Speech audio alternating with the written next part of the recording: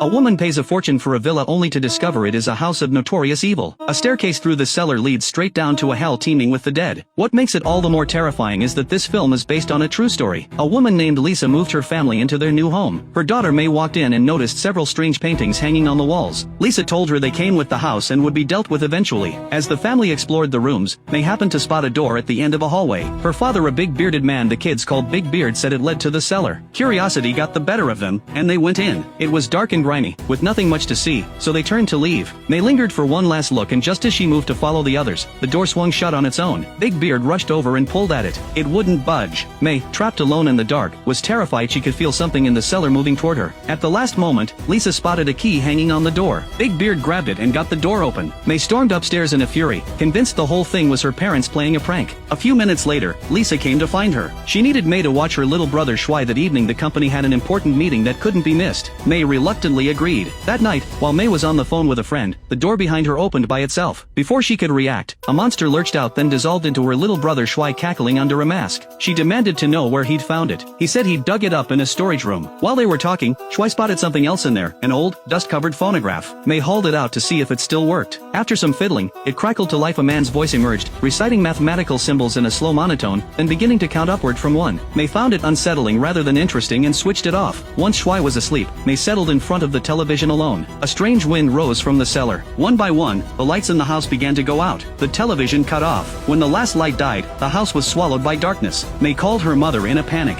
Lisa guessed a fuse had blown and asked her to go down to the cellar and check the breaker. After what had happened earlier that day, May refused outright. Then Lisa reminded her that Shuai was upstairs asleep and needed her. May relented. To keep her daughter calm, Lisa stayed on the phone. Standing at the top of the cellar stairs, staring down into the black, May still couldn't make herself move. Lisa offered a way through. There were 10 steps. Count each one as you go down. May did as she was told. She made it to the 9th step. On the 10th, she closed her eyes and stepped down. Lisa heard May count 10 and assumed she had reached the bottom safely. Then she heard May's voice again, still counting, still going. Lisa understood immediately that something had gone wrong. She and her husband raced home and went straight to the cellar. May was not there. They had no choice but to call the police. A search of the grounds turned up nothing. Big Beard suggested May had simply run away. Lisa felt certain it was something else entirely. She put up missing person flyers around the neighborhood. Shortly after, the police chief called. They had reviewed all available security footage from the area and found nothing. When Lisa asked him to inspect the house, he declined, citing the lack of an official report. Back home, Lisa sat down with Shuai and asked him what the two of them had been doing before May disappeared. He mentioned the phonograph. Lisa looked it over and found nothing obviously out of the ordinary. She told him to go play. Then she pulled up May's social media accounts. She discovered that May had gotten a tattoo without her knowledge. With the police offering nothing, Lisa took a UV flashlight and went down to the cellar herself. Every step of the staircase had a number carved into it. The lowest step bore a string of symbols. She couldn't read an equation of some kind. Strange, she thought. She pressed on and switched on the UV light. The entire wall was covered in skull-shaped markings. A professional inspection followed. The police chief informed them that the markings were just a form of old paint. He asked about the history of the house. Big Beard explained they had purchased it at auction. The seller had been an elderly woman who needed to fund her place in a care home. No leads emerged. The police chief left. The next morning, Big Beard woke to find the bed empty. He found Lisa in the hallway, staring up at a symbol above one of the doors, an unusual, angular mark she had never noticed before. She checked every door in the house. Each one had the same type of symbol, each slightly different. She showed him the equation from the cellar wall and told him she was certain it was connected to May's disappearance. Big Beard remained unconvinced. May had run away, plain and simple. Not long after, Lisa called the auction house to ask about the previous owner. She was told the house had originally belonged to a scholar. The woman who sold it to them was his daughter. Lisa asked for the daughter's address. They didn't have it on hand but promised to look into it. The equation continued to trouble her. She photographed every symbol in the house and sent the images to a colleague, asking if they corresponded to any known language or script. As she was about to head home, her colleague caught up with her. The symbols were Hebrew. The colleague explained individually meaningless, but assembled together they spelled the name of a mythological creature, Leviathan. Lisa researched the creature when she got back but hit a dead end. Stumped, she found herself staring at the phonograph. The moment she turned it on, the abacus in Shuai's room began moving on its own. The wardrobe behind it swung open. As the phonograph started counting, Shuai began counting along and drifted, as though sleepwalking, toward the wardrobe. Lisa heard her son's voice and ran upstairs in time to call out to him. He stopped. When she asked what he had been doing, he had no memory of it at all. On her way out of the room, Lisa paused at the portrait on the wall. In its corner was a name. The figure in the painting was making a gesture she couldn't place, deliberate, ritualistic. She looked up the name on her laptop. The man in the portrait was the house's original owner. She was still reading when the same cold wind rose from the cellar again. As before, the lights began to die one by one. Then she heard Shuai calling for her from below. She found the cellar door locked, the key gone from its hook. She pressed her face to the door's small opening and was met by an eye staring staring back at her. Before she could react, Shuai called her name again from behind her. He was in the game room, he said, and must have fallen asleep there. A moment later the cellar door opened on its own, and the power returned. Lisa moved toward the cellar to investigate, looked down, and saw the key hanging on the door. She hung it in the lock and went in alone. The staircase appeared to have no bottom. She had barely started her descent when the door shut behind her. As she turned to try it, a dark shape slid past at the edge of her vision. She went to look and dropped her phone into the cellar. Footsteps sounded in the darkness below. She called up to Shuai to bring the key, but he couldn't reach it. Big Beard arrived just in time and got the door open. When he asked what had happened, Lisa told him she had been trapped and that she was sure something was down there. She mentioned the phone. Big Beard didn't believe her. He went down himself, ostensibly to retrieve the phone, and found nothing but a clump of animal fur. A shadow flickered at the corner of his eye. He told himself it was his imagination and came back upstairs. The following day, Lisa brought the equation to a mathematics professor. He studied it carefully and asked where it had come from. When she told him the original owner's name, John, the professor went rigid. John had also been a professor of mathematics, he explained. After his son fell gravely ill, John had vanished entirely. They turned to the equation itself. The professor believed it represented one or more dimensions, something too complex to analyze on the spot. He told Lisa to go home and wait. She had barely walked through the door when he called. The equation, he said, was an incomplete incantation. He added that a colleague in Belgium had found an identical equation in a house there and that the entire family living in that house had disappeared without a trace. Lisa told her husband everything. He dismissed it as decoration. She took him down to the cellar and showed him the equation, and relayed what the professor had said. Big Beard concluded that grief over May was clouding her mind. He picked up a hammer and struck the wall where the equation was carved. The hammer hit stone and rang like metal. Upstairs, the phonograph switched on by itself. In his room, Shuai looked up from his game and saw a figure take shape inside the wardrobe. He called out his sister's name. The figure slowly raised its head. Shuai screamed for his mother. When the couple rushed up, Shuai told them someone was in the wardrobe, someone who looked like May. Big Beard searched it and found May's mobile phone. He said nothing, but he finally understood. Lisa had been telling the truth. Working from the address the auction house had provided, Lisa tracked down the original owner's daughter. The woman was initially unwilling to speak. When Lisa told her May was missing, something shifted. The woman wrote 3 words,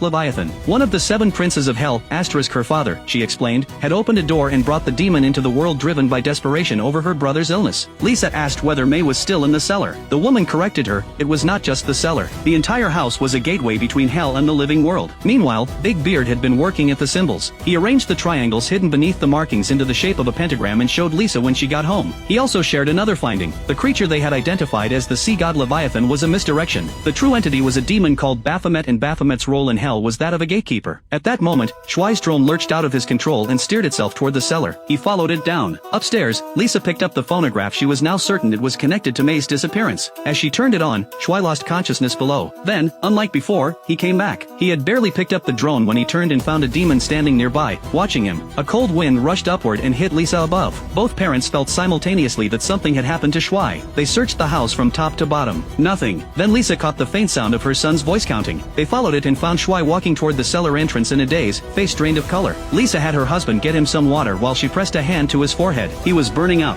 When she moved to help him take off his shirt, she found a pentagram branded into his chest. Before she could speak, Shuai began counting again, but this time counting down. Lisa ran to find Big Beard. He was doing the same thing, the same countdown falling from his lips in a flat voice. When the count reached 0, he said simply, "He's here." Heavy footsteps began climbing from the cellar. Lisa dove under the table. A demon emerged from the cellar entrance and moved through the room. Then the footsteps stopped. She began to rise and found it directly in front of her. She ran into the cellar. The stairs went down and down with no end in sight. Her flashlight beam fell on steps that stretched impossibly far below her, terminating in a room at the bottom. She passed through it into a long tunnel. When she came out the other side, she found millions of people moving in a slow procession, every one of them counting, whispering numbers in an unbroken murmur. The scale of it crushed her. Finding May among them was impossible. She was on the verge of giving up when she caught sight of a tattoo. She pushed through the crowd. It was May, but May was not present. Her eyes were vacant, her lips still moving with the count. Lisa grabbed her and pulled her away. They made it back to the cellar and were about to shut the door when the demon appeared. Lisa swung the flashlight at it in a desperate blow enough to drive it back,